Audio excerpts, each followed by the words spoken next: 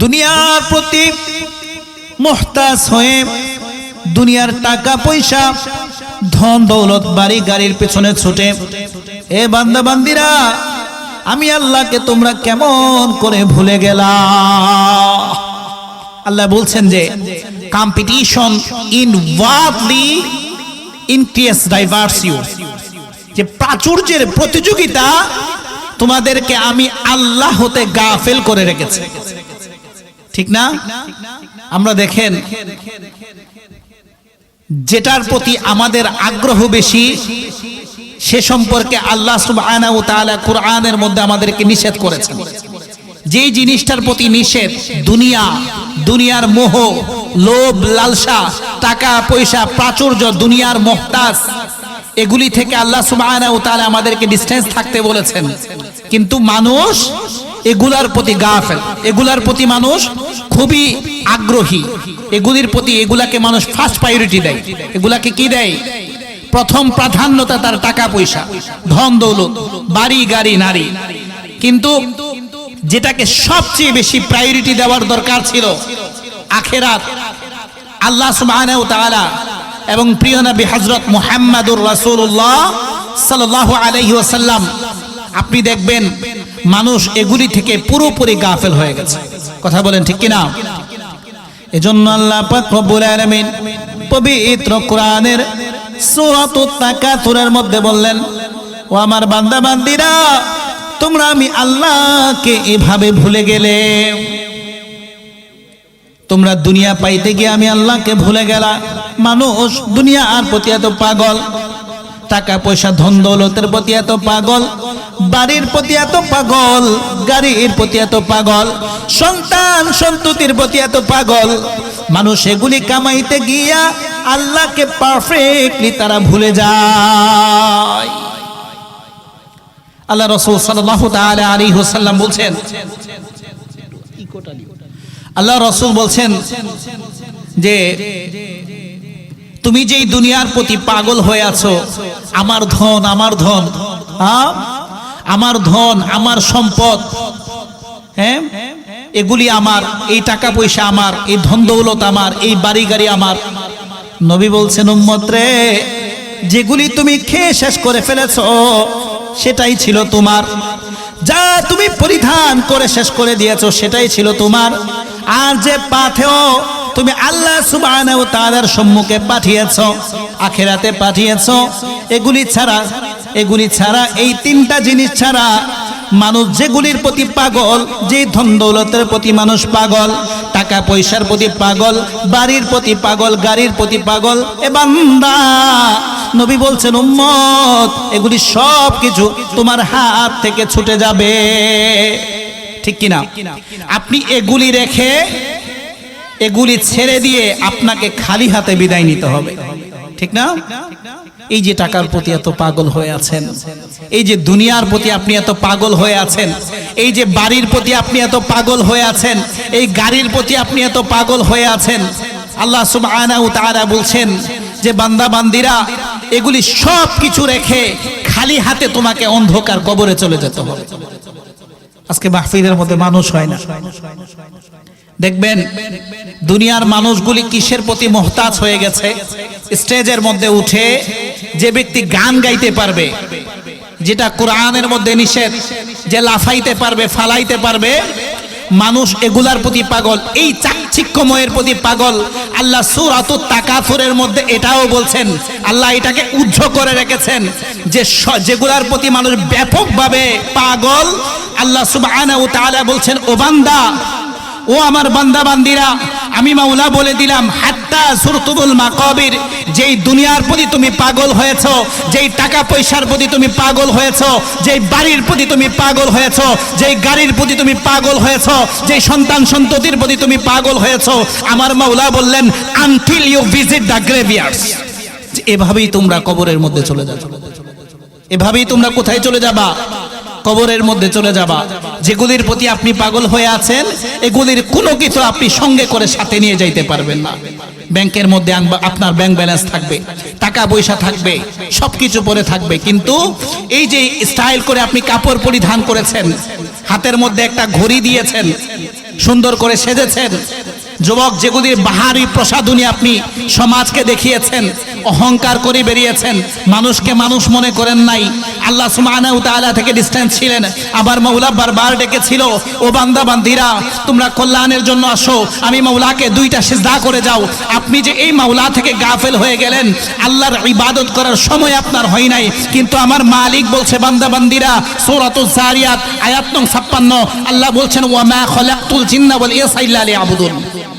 আল্লাহ বলেন বান্দা, and I did not create the jinn and mankind except to worship me। যে বান্দা বান্দিরা, আমি আল্লাহ দুনিয়ার জমিনে জিন এবং মানুষকে পাঠাইলাম একমাত্র আমি আল্লাহর গোলামি করার জন্য। আল্লাহ কেন পাঠিয়েছেন? আল্লাহর গোলামি করার জন্য। কেন? আল্লাহর গোলামি। কিন্তু সেই গোলামি থেকে আপনি প্রথমে দূরে সরে গেছেন। আমাদের সমাজে এমনও মানুষ আছে যে মাস কি মাস চলে যায়, তার সাথে মসজিদের সাথে কোনো সম্পর্ক নাই, ঠিক না?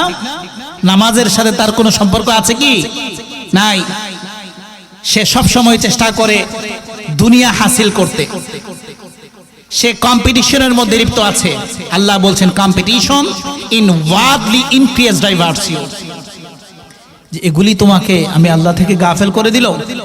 এই টাকা পয়সা, এত টাকা আপনি করেছেন, এত বাড়ি আপনি করেছেন, কোনো কিছুর সঙ্গে করে নিয়ে যাইতে পারবেন না। কিছুদিন আগে মরণ কখন চলে আসবে আপনি আমি কেউ বলতে পারি না।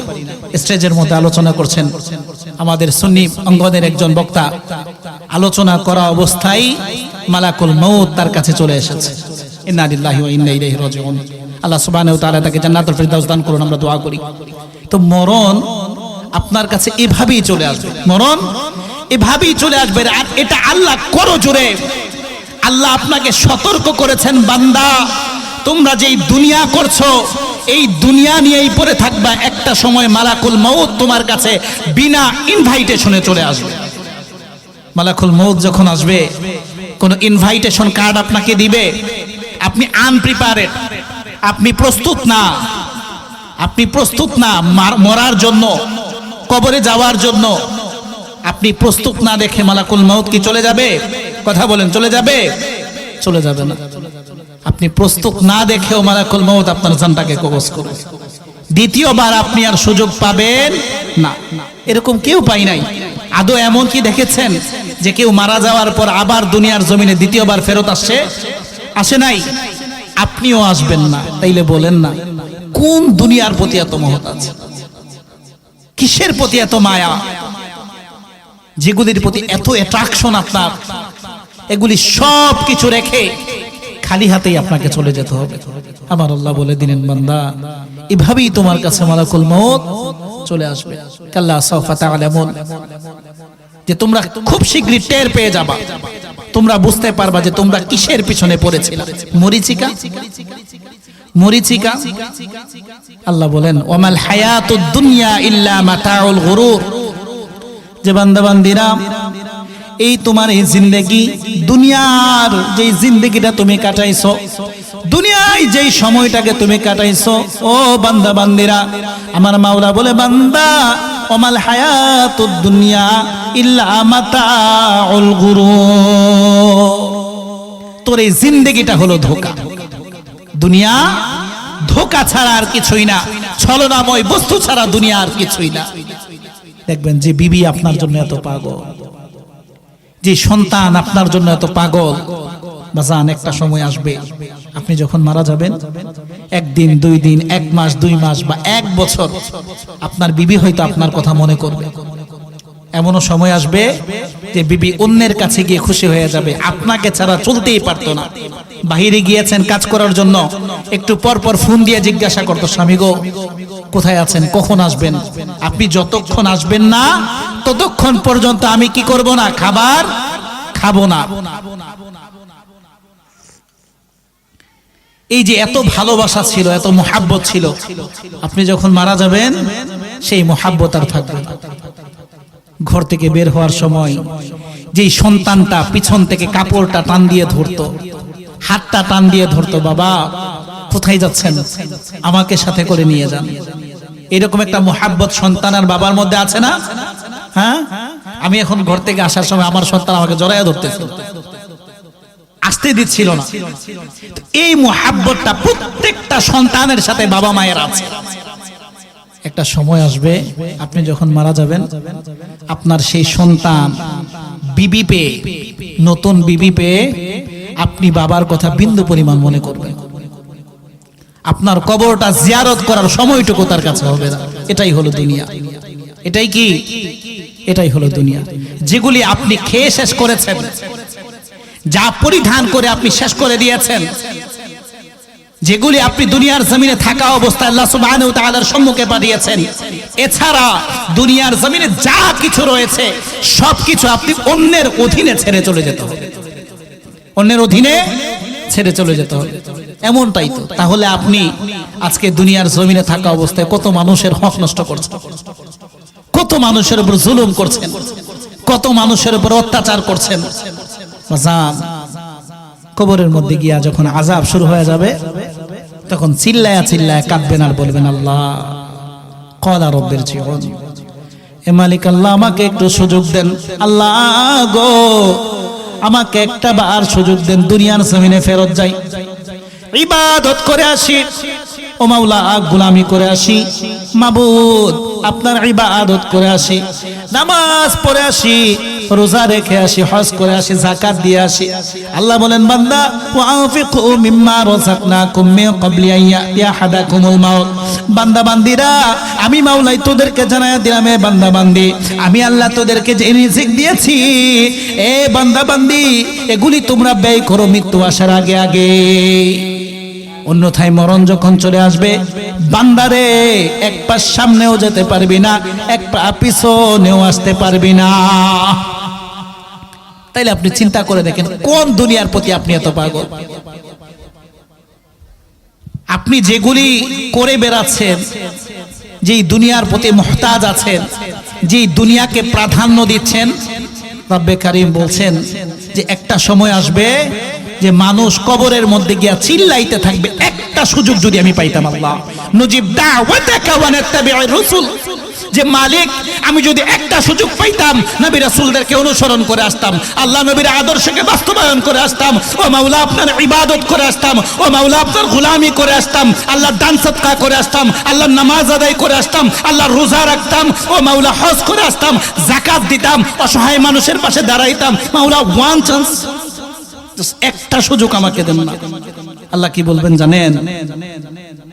জাহান্নামীদের জন্য সর্বশেষ কথা হবে যে ক্বালাখসু ফিহা ওয়ালা তুকাল্লিমু, না ফরমান এই জাহান্নামের মধ্যে বিকৃত অবস্থায় থাক, do not speak to me, do not speak to me, আমার সাথে কোনো কথা বলিস না, চুপ থাক। বুঝতেছেন বেটা? বুঝার দরকার আপনার এখন। তখন রব্বে কারীম আপনার সাথে আর কথা বলবে না, বলবে যে চুপ থাক, কারণ আল্লাহ তো জানেন যে তোমাকে দুনিয়ার জমিনে আমি অনেক সুযোগ দিয়েছিলাম, তোমাকে আমি অনেক সময় দিয়েছিলাম, বারবার ডেকেছিলাম, আলাম ইয়াহনি, বান্দা এখনো কি সময় আসে নাই, লিল্লাযিনা আমানু, যারা ঈমান এনেছো, আল্লাহ সুযোগ দেয় নাই? আপনি এখন ভালো আছেন, আপনি বুঝতে পারছেন, আপনি কোনো জিনিস অবজার্ভ করতে পারছেন, ওই অ্যাবিলিটি আল্লাহ সুবহানাহু ওয়া তাআলা আপনাকে দিয়েছে। কোনটা সঠিক, কোনটা বেঠিক, কোনটা অন্ধকার, কোনটা আলো, ওই বুঝার অ্যাবিলিটি আল্লাহ সুবহানাহু ওয়া তাআলা আপনাকে দিয়েছে, তাই নাই? ইবাদত আপনি করলে কবরের মধ্যে ভালো থাকতে পারবেন, ইবাদত আপনি করলে কবরের সওয়াল জবাব আপনি দিতে পারবেন, নবীকে অনুসরণ করলে নবীর শাফায়াত পাবেন, সেই অ্যাবিলিটি কি আল্লাহ আপনাকে দেয় নাই? আল্লাহ দিয়েছে, কথা বলে না, দেয় নাই? আল্লাহ আপনাকে দিয়েছে, কিন্তু আপনি সেটাকে বুঝতেছেন না, আপনি আমার নবীর আদর্শকে আপনার লাইফে অ্যাপ্লাই করছেন না। আল্লাহ বলছেন, সে ও মুহাম্মদ সাল্লাল্লাহু আলাইহি ওয়াসাল্লাম, ইফ ইউ শুড লাভ আল্লাহ, আল্লাহ বলছেন ইয়া রাসূলুল্লাহ, ইয়া রাসূলুল্লাহ বলেন না নবী গো, যারা আমি আল্লাহকে ভালোবাসে, ইয়া রাসূলুল্লাহ যারা আমি আল্লাহকে পেতে চাই, আমি আল্লাহর ভালোবাসার দাবিদার, ও মাওলা আমার আপনার সন্তুষ্টি অর্জন করতে চাই, ইয়া রাসূলুল্লাহ আপনি তাদেরকে বলেন দেন ফলো মি, তারা যাতে আপনি নবীকে অনুসরণ করে। কাকে? নবীকে আমরা অনুসরণ করি। এমনি জবান দিয়া শুধু বলি ইয়া রাসূলুল্লাহ আপনার জন্য জানটাকে কুরবান করে দেব, বলি না আপনার জন্য মরতে রাজি, এই কথা বলি। কিন্তু নবীর বিন্দু পরিমাণ আদর্শ আমি উম্মতের ভিতরে নাই। কোন উম্মত?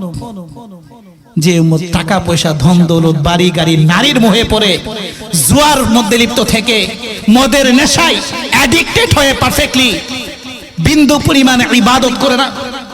আল্লাহ বলছেন হাবিব, নবীজি চোখের পানি ফেলে ফেলে কান্না করছেন। কাদের জন্য জানেন?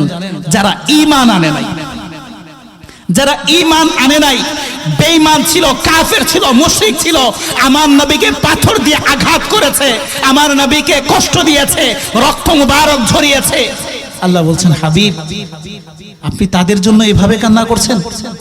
ইয়া রাসূলুল্লাহ আপনি তাদের জন্য কান্না করতে করতে নবী গো আমার মনে হচ্ছে আপনি আপনার জানটাই না শেষ করে দেন। সুবহানাল্লাহ সুবহানাল্লাহ। কেমন নবী আমরা পেয়েছি? যারা ঈমান আনে নাই, বেঈমান, কাফের, যারা আমার নবীকে আঘাত করেছে, রক্ত ঝরিয়েছে, সব সময় নবীকে নিয়ে কটাক্ষ করত, সব সময় নবীকে আঘাত দিত, নবীর সমালোচনা করত, নবীজি হাঁটলে রাস্তার ভিতরে কাঁটা দিয়ে রাখতো। আল্লাহ বলছেন হাবিব আপনি তাদের জন্য কান্না করতে করতে ইয়া রাসূলুল্লাহ আপনার জানটাই কি শেষ করে দিবেন? আপনার জানটাই কি শেষ করে দিবেন? সে নবীর আদর্শে যদি আদর্শিত না হোক, কবরের মধ্যে গিয়া যদি চিল্লায়া চিল্লায়া বলেন ক্বালা রাব্বির জিউন, ও মাওলা জাস্ট ওয়ান চান্স, আল্লাহ একটা সুযোগ দেন না। ও মাওলা এই কবরের আযাব সহ্য করতে পারছি না, এই সাপ বিচ্ছুর কবর আমি সহ্য করতে পারছি না, একটাবার যদি সুযোগ দেন, নজিব দাওয়াতাকা ওয়া নাত্তাবিউর রাসূল, আমি গিয়ে নবী রাসূলকে অনুসরণ করে আসতাম, তাদের আদর্শে আদর্শিত হয়ে আসতাম। আপনি কবরের মধ্যে গিয়া যদি বুঝেন আযাবের সম্মুখীন হইয়া শাস্তি যখন শুরু হয়ে যায়, তখন যদি গিয়ে বুঝেন কোনো কাজে আসবে? কারণ কেউ কি দুনিয়ার জমিনে ফেরত এসেছে? রিটার্ন আসার কোনো সুযোগ আছে? কথা বলেন আছে? নাই। তো সেই সুযোগটা এখন আপনার রয়েছে। আপনি চাইলে এই মাহফিলে বসতে পারেন, এটা আপনার এখতিয়ার। আপনি চাইলে এখান থেকে উঠে চলে যেতে পারেন। আমাদের কাদেরকে ভালো লাগে? যারা এসে কতক্ষণ গান বাজনা করবে, যেগুলি ইসলামের পরিপূর্ণভাবে নিষেধ। কাদের কোন দিকে নিয়ে যাচ্ছে সমাজটাকে? যে মানুষগুলি এসে গান গাচ্ছে, শিল্পীর মতো এসে গান গাচ্ছে, যেগুলা কোরআনের মধ্যে আল্লাহ নিষেধ করে দিয়েছেন, আমরা তাদের প্রতি মুহতাজ, তাদের দিকে আমরা ঝুঁকে পড়ছি। আর এ সম্পর্কে আল্লাহ বলছেন যে বান্দা বান্দিরা competition in worldly increase diversity, যে প্রতিযোগিতা তোমাদেরকে আমি আল্লাহ হতে গাফেল করেছে। আপনাদের কি প্রতিযোগিতা? মাহফিলটাকে কত সুন্দর করে চাকচিক্যময় করা যায়, কত সুন্দর করে সাজানো যায়, এই চিন্তা আপনার ভিতরে। মাহফিল তো সাজাইলেন, কিন্তু স্টেজের পাশে কোনো মানুষ নাই। সারা দিন স্ট্রাগল করেছে কমিটি হতে শুরু করে অনেক যুবক ভাইয়েরা সারা দিন মেহনত করেছে, সারা দিন পরিশ্রম করেছে। কেন? যাতে মাহফিলটাকে ফুটিয়ে তোলা যায়। তো মাহফিলের সৌন্দর্য হলো মাজলিসে এসে বসে কথাগুলি শ্রবণ করা এবং লাইফে অ্যাপ্লাই করা, নাকি না? কিন্তু এই চিন্তা আমাদের ভিতরে আছে। আমরা কখন বসবো? যখন দেখা যাবে কোনো মজলিসের মধ্যে গান হচ্ছে, হুজুর ওইসে একটা টান দিছে, তারই ভালো লাগে। এটাই আল্লাহ সুবহানাহু ওয়া তাআলা সূরাতুত তাকাতুরের মধ্যে দেখিয়ে দিয়েছেন। মানুষ ওইটার প্রতি ঝুঁকে যাবে যেটাকে আমি আল্লাহ নিষেধ করেছিলাম। আল্লাহ বলছেন ইন্নাল ইনসানা লাযুলুমুন কাফার, যে নিশ্চয়ই, আল্লাহ জোর দিয়েছেন, নিশ্চয়ই যে মানুষ তোমরা বড় জালিম, তোমরা অকৃতজ্ঞ, তোমরা অত্যাচারী। কারণ মানুষ কি জানেন? রবের হক আদায়ে অমনোযোগী আর গুনাহের কাজে অতি উৎসাহী। 10 জন বসছে, আপনি যদি জিজ্ঞেস করেন আমি কোন বক্তাটাকে নিয়ে আসবো, যে হুজুর যেটা, যে ওই হুজুরটাকে নিয়ে আসো যে স্টেজের মধ্যে মাথায় রাখতে পারবে, গান গাইতে পারবে, যার কণ্ঠটা বেশি সুন্দর। কথা বলেন ঠিক কি না? তাকেই আপনি পছন্দ করছেন, তাকেই আপনি মুহাব্বত করছেন, তাকে আপনি ভালোবাসছেন, যে কিনা আল্লাহ সুবহানাহু ওয়া তাআলার কোরআনের সাথে, কোরআনের মধ্যে যেটা বলেছেন, আদেশ করেছেন বান্দা গান বাজনা থেকে তোমরা দূরে থাকো, এই হারাম থেকে দূরে থাকো। যারা এই হারামের মধ্যে লিপ্ত থাকবে তাদের স্থান ওই জাহান্নামের মধ্যে হয়ে যাবে। Indeed mankind is in loss, যে মানুষ তোমরা ক্ষতির মধ্যে ডুবে আছো। আপনি নিজের ক্ষতি নিজে করছেন। আপনি আপনার ক্ষতি করছেন। একটা সময় আসবে যে আল্লাহ সুবহানাহু ওয়া তাআলার ইবাদত করার সময় আপনার থেকে থাকবে না। আপনার মন চাইবে যে আমি একটা ঘৃণ্য জিন্দেগি কাটাইলাম, একটা ঘৃণ্য কিছুর পিছনে আমি পড়েছিলাম, এই মরিচিকার পিছনে আমি পড়েছিলাম। এখন বুঝতেছেন না যে সন্তান সন্ততির প্রতি এত মায়া, টাকা পয়সার প্রতি এত মায়া, যে বাড়ির প্রতি এত মায়া। চিন্তা করেন, আল্লাহ রাসূল বলছেন যে তাদেরকে যদি উম্মতকে যদি স্বর্ণ দিয়ে একটি উপাত্তকা বানিয়ে দেয়, তাতেও তারা স্যাটিসফাইড হবে না, তার আরেকটা স্বর্ণের উপাত্তকার প্রয়োজন। এটাই হলো দুনিয়া। স্বর্ণের একটি উপাত্তকা তার কাছে আছে, তারপরেও যদি তারা জিজ্ঞাসা করা হয়, ওইটা দিয়ে তার মন ভরবে না। মানুষের মন কি দিয়ে ভরবে জানেন? কবরের মাটি ছাড়া মানুষের মন ভরবে না। মানুষের ব্যস্ততা তখনই শেষ হবে যখন মানুষ মরে কবরের মধ্যে পৌঁছাবে। আর আল্লাহ এটাই বলছেন যে হাত্তা সুরতুবুল মাকাবির, এভাবেই তোমরা কবরের মধ্যে চলে যাও। মরণ তোমাদের এভাবেই চলে আসবে until you visit the graveyard। এভাবেই তোমরা কি করে যাবা? কবরের মধ্যে চলে যাবে। আসলে আপনি এখন যদি চেঞ্জ না হন, এখন যদি আপনি নিজেকে পরিবর্তন না করেন, এখন যদি দুনিয়ার মুখ থেকে আপনি ডিসটেন্স না হন, আল্লাহর গোলামি যদি এখন না করেন, যখন 60 বছর 70 বছর হয়ে যাবে, ভালো করে দাঁড়াতে পারবেন না। নামাজ পড়তে গেলে আপনি কাশি দিলে আপনার ইউরিন বের হয়ে যাবে, এমনটা হয় না? অনেকে কাশি দিয়েছে, প্রস্রাব বের হয়ে গেছে, বায়ু দূষণ হয়েছে। আমার কথাগুলো বুঝতে পারতেছেন? তখন যদি যে আপনি চেষ্টা করেন যে মাওলা আপনার ইবাদত আমি করতে চাই, আপনি চাইলেও তখন আপনি আল্লাহর ইবাদত পারফেক্টলি করতে পারবেন না। পারবেন কি? পারবেন। এখন সুযোগ আছে। যুবক বয়সের ইবাদত আমার মাওলার কাছে অনেক পছন্দনীয়। আপনি যুবক হয়ে একবার মাওলাকে ডাকতেন না, আমার মাওলার সাথে সাথে আপনি বান্দার ফরিয়াদ শুনে নিবেন। কিন্তু আমরা কি করি? আমরা চিন্তা করি যে এখনই তো সময়, এখনই তো আমার কাছে সুযোগ আছে জীবনটাকে উপভোগ করার। কথা ঠিক? এখন যদি উপভোগ না করে আর করব কখন? বয়স হয়ে গেলে তখন তো বিছানায় পড়ে যাব, তখন কিছু করতে পারবো না, তখন শরীরে শক্তি থাকবে না। তো এই শক্তি আমার মাওলা আপনি নষ্টামি করে শেষ করে দিবেন, আপনি দুনিয়ার পিছনে শেষ করে দিবেন। এজন্য আল্লাহ আপনাকে দুনিয়ার জমিনে পাঠাই নাই। আল্লাহ বলেছেন ক্লিয়ার কাটসিট কথা, and I did not create the jinn and mankind except to worship me। ও বান্দা, আমি তোমাকে উদ্দেশ্য নিয়ে দুনিয়ার জমিনে পাঠিয়েছি। আমি তোমাকে উদ্দেশ্য নিয়ে, যে আমি মাওলা আমার ইবাদতের জন্যই তোমাকে দুনিয়ার জমিনে পাঠিয়েছি। উদ্দেশ্য আছে না? কিন্তু আমরা উদ্দেশ্য ভুলে গিয়েছি। আমরা যে ইবাদত করতে এসেছি, আমরা যে মাওলার গোলামি করতে এসেছি, সেটাই আমরা ভুলে গিয়েছি। আমি আমার জীবনের সবচেয়ে বেশি প্রাধান্য দিচ্ছি কিভাবে টাকা কামানো যায়, কেমনে তারা ধোঁকা দিয়ে আমি কি করতে পারবো। এই সম্পদ 1 ঘন্টা আছে, সেটাকে 2 ঘন্টা বৃদ্ধি করতে পারবো। আমার সম্পদ উত্তরোত্তর বৃদ্ধি পাক, আমার ভিতরে শুধু এই অ্যাটেনশন, ঠিক না? আল্লাহকে স্যাটিসফাইড করার কোনো চিন্তা আমার ভিতরে নাই, নবীকে অনুসরণ করার কোনো চিন্তা আমার ভিতরে নাই, নবীর আদর্শকে বাস্তবায়ন করার কোনো চিন্তা আমার ভিতরে নাই। শুধু জবান দিয়া যদি বলি ইয়া রাসূলুল্লাহ আমি আপনাকে ভালোবাসি, নবী গো আপনার জন্য আমার জান কুরবান, শুধু এতটুকু বললেই চলবে না, নবীর আদর্শকে আপনার জীবনে অ্যাপ্লাই করতে হবে। তাহলে আল্লাহ বলছেন হাবিব, যারা আপনি নবীকে অনুসরণ করবে, আপনি নবীর আদর্শকে বাস্তবায়ন করবে, ইয়া রাসূলুল্লাহ so I will love you, আমি আল্লাহ তাদেরকে ভালোবাসবো। বলেন না সুবহানাল্লাহ। আমি আল্লাহ তাদেরকে কি করব?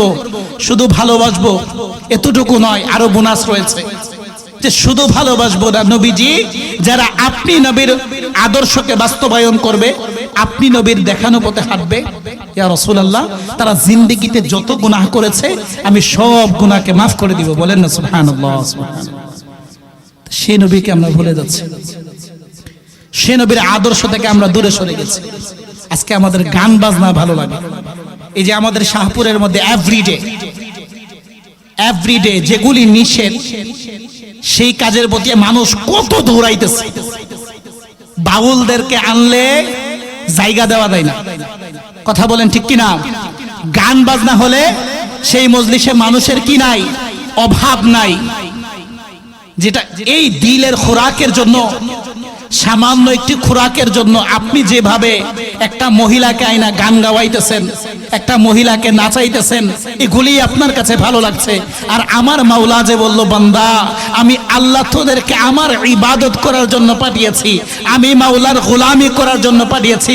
নবী তোদের কাছে এসেছেন, দ্বীনের দাওয়াত দিয়েছেন, এই দ্বীনকে প্রতিষ্ঠা করার জন্য আমার নবী এত স্ট্রাগল করেছেন, রক্ত ঝরিয়েছেন, রক্ত মুবারক এভাবে ঘামগুলো এভাবে পড়তে পড়তে পড়তে পায়ের মধ্যে সই লেগে গিয়েছে, জুতা মুবারক খোলা যাচ্ছিল না। তোদের জন্য এত কান্না করেছে। এই উম্মত, যে উম্মতের জন্য নবীর এত ভালোবাসা, সবাই যখন ইয়া নফসি ইয়া নফসি ইয়া নফসি করবে, আমার নবী শুধু জবান ছেড়ে বলবেন আল্লাহ আমার উম্মত। কোন উম্মত? যে উম্মত সবসময় গুনার কাজে লিপ্ত, যে উম্মত সবসময় জুলুমের মধ্যে লিপ্ত, যে উম্মত সবসময় অত্যাচারের মধ্যে লিপ্ত, যে উম্মত জিনাকে প্রায়োরিটি দেয়, যে উম্মত ব্যভিচারকে প্রায়োরিটি দেয়, যে উম্মত তার জিন্দেগিটা সুদের মধ্যে পার করে দিচ্ছে। 50 বছর হয়ে গেছে, এখনো সুদ থেকে সে দূরে না, এখনো সুদ থেকে সে দূরে সরে না, ঘুষ সে ছাড়তে পারে না, টাকার লোভ সে ছাড়তে পারে না। কথা বলেন ঠিক কিনা? বাজান, একটা সময় যখন আসবে, আল্লাহ যখন বলবে ও বান্দা তার সময়টা শেষ, আজরাইল যাও তার জানটাকে কবজ করে নিয়ে আসো, তখন যদি আপনি বুঝেন আমার যেই সম্পদ আমি কামিয়েছি, সাকরাতের বিছানায় পড়ে সন্তানদেরকে ডাকলেন, বাবারা আমার যে সম্পদ ছিল এতিমখানায় দিয়ে দিস, অসহায় মানুষকে বিলীন করে দিস, একটা মাদ্রাসা করে দিস, একটা মসজিদ করে দিস, তখন যদি এই চিন্তা আপনার ভিতরে আসে, কোনো লাভ আছে কি? সাকরাতের বিছানায় পড়ে এই সিদ্ধান্ত যদি আপনি নেন, আমার সম্পদ সব কি করে বিলীন করে দিয়ে যাব। ওই যে আল্লাহ বলেছেন সূরাতুল মুনাফিকুন আয়াত নং 11, আল্লাহ বলছেন যে ওয়াফিকু মিম্মা রাযাকনাকুম মিন ক্বাবলি আইয়াতি আহাদাকুমুল মাউত, যে বান্দা আমি আল্লাহ তোমাদেরকে যে রিজিক দিয়েছি, সেই রিজিক থেকে তোমরা কি করো? ব্যয় করো, মৃত্যু আসার আগে আগে, মরণ আসার আগে আগে। তো সেটা যদি সাকরাতের বিছানায় গিয়ে মরে পড়ে, আমার মাওলা তো বলছে যে আল্লাহর পথে ব্যয় করার জন্য এই রিজিক তো আমার আল্লাহ দিয়েছে, এগুলি আমি আল্লাহর পথে ব্যয় করে যাই। আর সব সময় এই টাকা পয়সা কামাইছিলেন মানুষকে মেরে, মানুষের হক নষ্ট করে, তখন যদি বুঝে আসে, কোনো লাভ আছে? কোনো লাভ আছে? নাই। তখন বুঝলে কোনো ফায়দা হবে না। এজন্য সময় এখনো আছে, নিজেকে শুধরান। আল্লাহ বলছেন যে কাল্লা সাওফা তা'লামুন, যেই দুনিয়ার পিছনে তুমি ছুটছো, আল্লাহ বলছেন মোটেই ঠিক নয়, শীঘ্রই তুমি টের পেয়ে যাবে। যে এই মরিচিকার পিছনে তুমি পড়েছিলা, দুনিয়া যে ধোঁকা ছাড়া আর কিছুই না, দুনিয়া যে ছলনা ছাড়া আর কিছুই না, এগুলি তুমি খুব শীঘ্রই টের পেয়ে যাবে। একটা কথা আল্লাহ রিপিট করেছেন, হুম্মা কাল্লা সাওফা তা'লামুন। আল্লাহ বলছেন আবার বলি, আল্লাহ বলছেন আবার বলি, মোটাই ঠিক নয়। যেই দুনিয়ার প্রতি তুমি মুহতাজ ছিলা, যেগুলির পিছনে তুমি পড়ে আছো, শীঘ্রই বুঝতে পারবে এটা ঠিক না। মরিচিকার পিছনে পড়েছিলা, মরিচিকার পিছনে তুমি পড়েছিলা। এজন্য তখন যদি আপনি বুঝেন মালাকুল মাউত যখন আসার সময় হয়ে গেছে, হাত চলছে না, পা চলছে না, জবান দিয়া কথা বলতে পারছেন না, আপনি ওয়াশরুমে গিয়ে ওয়াশরুম করতে পারছেন না, সময় শেষ, তখন যদি বুঝেন কোনো লাভ হবে? কথা বলেন হবে? হবে না। এই যৌবন কালটাকে ইবাদতের মধ্যে কাটাইয়া দিতে হবে। এই কনকনে শীতের সময়টা, এই সময়টা খুবই গুরুত্বপূর্ণ সময়। রাতটা অনেক বড়।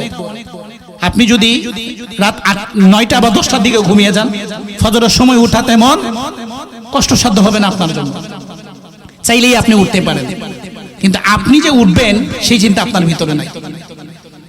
আমরা চিন্তাই করি না যে আমি ফজরে ঘুম থেকে উঠবো, আল্লাহ আমার জাগাই দিয়ে, যে আল্লাহ আপনি আমাকে জাগিয়ে দিয়েন, আমি উঠতে চাই, আমি ফজরের নামাজ জামাতের সহিত আদায় করতে চাই, আপনি আমাকে উঠাইয়া দিয়েন। এই নিয়ত আমাদের ভিতরে আছে কি?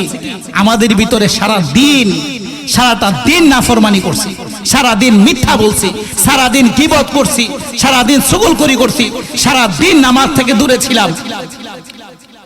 রাত্রিবেলা যখন ঘুমাইতে গেলাম যে তাওবা করব, চোখের পানি ফেলে আল্লাহর কাছে একটু কান্নাকাটি করে বলবো, মালিক আমি সারা দিন ভুল করেছিলাম, বিন্দু পরিমাণ রিয়ালাইজটা আমাদের হয় না, বিন্দু পরিমাণ অনুশোচনা আমাদের জাগে না, তাওবা না করে আমরা ঘুমায়া যাই। কথা বলেন ঠিক কিনা?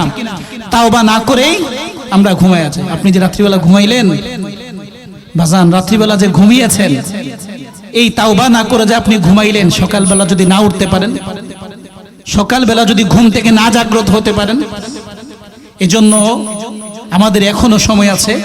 আল্লাহ সুবহানাহু ওয়া তাআলা আমাদেরকে যে সুযোগ দিয়েছে, যে সময় আমার আল্লাহ আমাদেরকে দিয়েছে, সুযোগটাকে আমরা কি করি? কাজে লাগাই, সময়টাকে আমরা কাজে লাগাই। আল্লাহ বলেছেন আলাম ইয়াহনি, তোমাদেরকে এখনো সময় আসে নাই, লিল্লাযিনা আমানু, যারা ঈমান এনেছো। আল্লাহ সুবহানাহু ওয়া তাআলা আমাদেরকে ইসলামের মধ্যে পরিপূর্ণভাবে প্রবেশ করার তৌফিক দান করুন। সবাই পড়ি আমিন। দুনিয়ার মুহতাজ না হয়ে আখিরাত মুখী যাতে আমরা হতে পারি, আমরা আল্লাহ বিমুখ যাতে না হই, আল্লাহ আমাদেরকে সেই তৌফিক দান করুন। সবাই পড়ি আমিন। ওমা তাওফীকি ইল্লা বিল্লাহ ওয়া আখিরু দাওয়ানা আলহামদুলিল্লাহি রাব্বিল আলামিন। আসসালামু আলাইকুম ওয়া রাহমাতুল্লাহি তাআলা ওয়া বারাকাতুহু।